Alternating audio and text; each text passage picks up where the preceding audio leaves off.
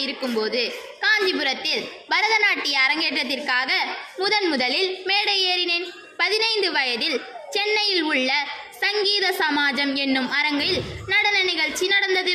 எனது நடனத்தை பார்த்த பிறகே மரபுசார் நாட்டியத்தை பலரும் தீவிரமாக வரவேற்க தொடங்கினர்.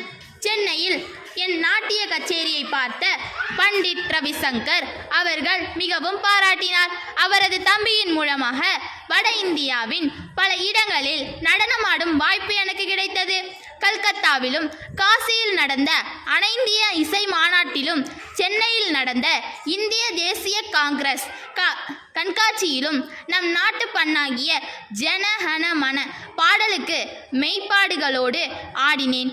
நாட்டுப்பண்ணுக்கு நடனமாடியது அதுவே முதலும் இறுதியுமாகும். ஐரோப்பா, அமெரிக்கா முதலிய வெளிநாடுகளிலும் நடன நிகழ்ச்சிகள் நடத்தியுள்ளேன். டோக்கியோவில் உள்ள கிழக்கு மேற்சந்திப்பு நிகழ்வில் இந்தியாவின் சார்பாக கலந்து கொண்டேன். சிறப்பாக நடனமாடினேன். இந்நிகழ்வு பரதநாட்டியத்திற்கு உலகளாவிய புகழை பெற்று தந்தது. பரதநாட்டிய கலையை முறையாக அணுகினால் ஆன்மீக பட்டறிவை நடனத்தால் வழங்க முடியும். இதனை நானும் உணர்ந்து உலகிற்கும் உணர்த்தியுள்ளேன். நன்றி.